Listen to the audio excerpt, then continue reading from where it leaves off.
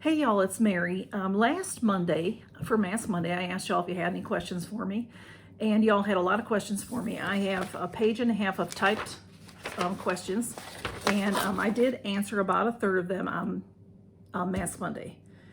So this is going to be part 2, and then I might even end up with a part 3. It depends on how long this film goes. I don't want it to go too long because I just know that it's hard to watch when they're really long, and my Mass Monday was about 15 minutes. So I'll try to keep this to about 15 minutes, and then we'll see how far we get, okay? So this is just a continuation of the questions. And whoever I mention that ask questions, if they have a channel, I'll put them in the description so that y'all can find them, okay? All right, I have my pen here so I can check off as I go. Look at my cute little pen. I got that. A friend gave me that. Okay, so I had talked about pets already and some products. And the next section was food. So Life with Lois. Lois asked me tacos or lasagna, and that's really hard to pick. But if I had to just pick instantly, I'd say tacos. And then she asked sherbet or ice cream, and I like both, but ice cream, it would be my choice. And then Carla Sula asked, all diets aside, what is your absolute favorite meal to have for dinner? And I am not a picky person at all. I love most foods.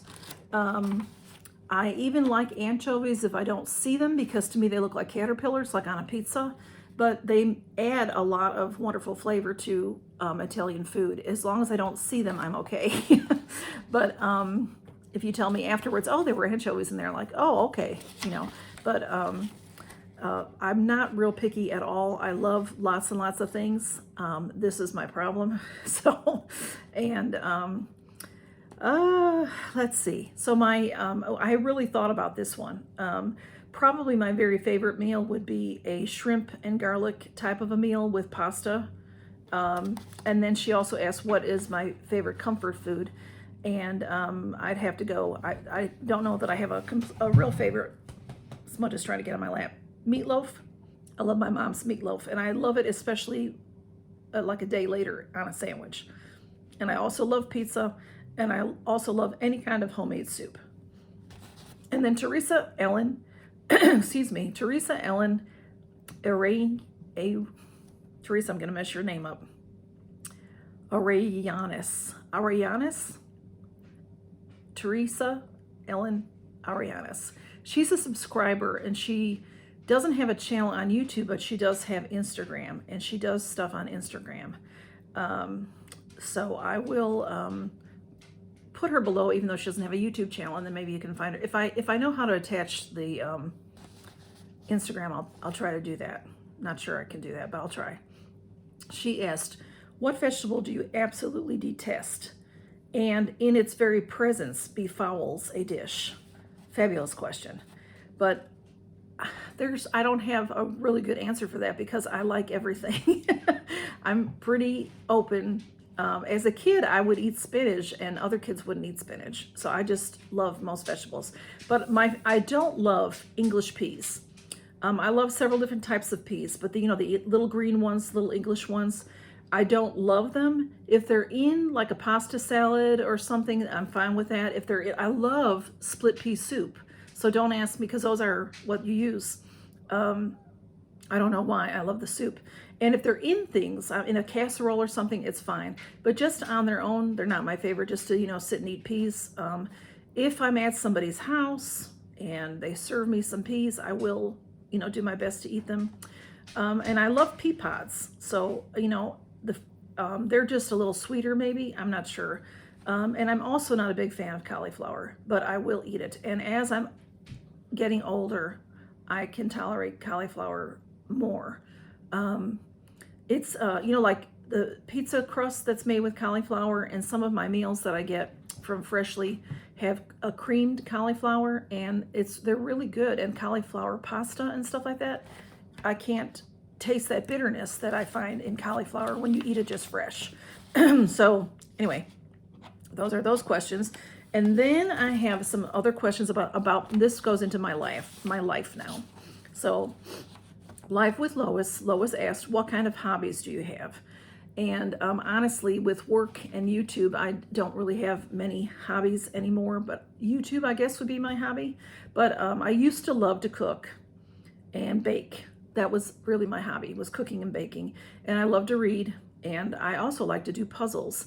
I like to do some puzzles like, word type puzzles, but I also mean the puzzles, the pieces that you put together. But with cats, it's very difficult because they take the pieces and run. So I haven't, I don't really get to do that very often. I try to cover it up if I'm doing one so that they don't get to it. It's, like I said, not always easy. And then she asked, do you have a favorite movie? And I have many favorite movies, so it's hard to pick just one. Of course, probably my very favorite movie of all time, if I had to really pick, because it's It's a Wonderful Life. I could watch that any time of year. And also White Christmas with Bing Crosby. Love that movie. And I could watch that any time of year. And then for a romance comedy, I like romance comedies. And When Harry Met Sally is my number one. And then also I love old movies, like movies from the 30s and 40s. And I love Cary Grant. And one of my very favorite movies, just because it's so funny, is Mr. Blandings Builds His Dream House. It's an old black and white movie, and it's just lots of fun. I just love that movie. I have it on tape, VHS, what's that called? But I don't have a player for it anymore. And then Robin L is a subscriber. She said, if you had spare time, what type of things do you like to do? Okay, if I really have some spare time, like some days off or something, I really love to go thrift shopping and antique shopping. I don't necessarily buy things, but I like to do that. I like to look at things. Not so much clothing. I like to look at things, like housewares and kitchen type stuff. I like to do that kind of thing. And I like to go out. I like to do it with friends. I like to get together with friends and do that type of thing. And I also like to go out to eat with my friends and like a sit-down place to eat, not a drive-through or a, fast food. I like to go to a nice restaurant and sit down and enjoy like a nice lunch or something after we've been shopping. That would be would be a fun day for me. And then Robin Sadowsky, who has a channel, she says, do you like to read? And if so, what kind of books do you like? And I do like to read, Robin, but I don't get a chance to read very often. I do get Guidepost magazine. It's a little small magazine, and there's 3 or 4. There's Guideposts, there's Angels on Earth, there's one about pets. There's 4, I think. And I get those, and I try, and because they're real short stories, so you can read a story. Like when I'm blow drying my hair, I can read a story. And so I do that type of thing with those. But if I was reading a book, I love biographies, and I also love mysteries. Mysteries are my favorite, probably. And then Jen Button, who's a subscriber, said, which states and or countries have you been to? And I have not been outside of the U.S. I have a passport. I think I'm sure it's expired by now. I have had it, and when I moved here, which is 20 years ago, when it expired, I just forgot to renew it before it expired, so now to get a new one, I think is a real hassle. And since I've never been out of the country, and I don't have any plans to go out of the country, I probably, I won't be renewing it anytime soon. But I would love to travel. That's a big dream of mine, but financially can't afford it. And then also the states that I've been to, all right, I grew up in Illinois. And of course, around Illinois, then you go to Michigan, you go to Wisconsin, Indiana, and I've been to New York many, many times. So we would drive through, so that encompasses Indiana, Ohio, Pennsylvania, New Jersey to get to New York. So can you say I've been there? I guess I've driven through them, maybe stopped for gas, maybe we've stopped to go to the bathroom, but not really visited in those places. And I have been to Connecticut, been on a ferry from Long Island to Connecticut. I've been to California, I've been to New Mexico, and then driving from Chicago to, from Alabama to Illinois to see my family in Chicago.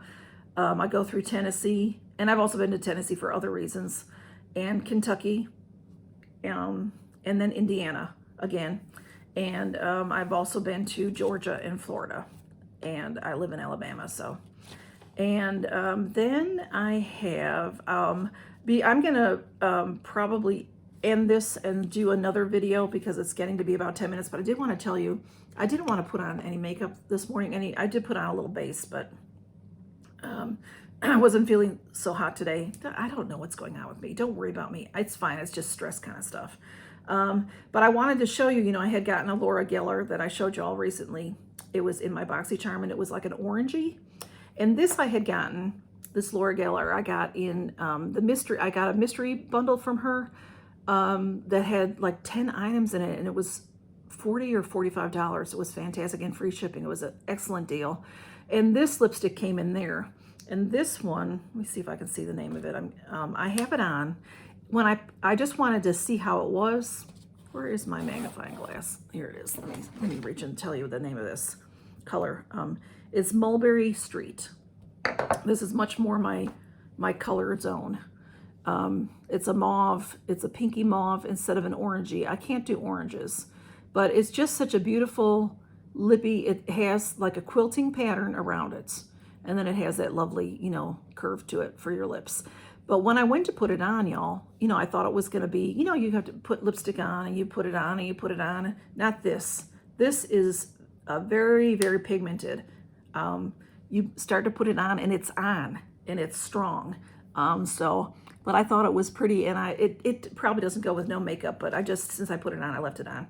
And then the Laura Geller cases are so lovely, it's a magnet, which is so nice for your purse because it's not going to fall apart and you're not going to have lipstick all over the inside of your bag.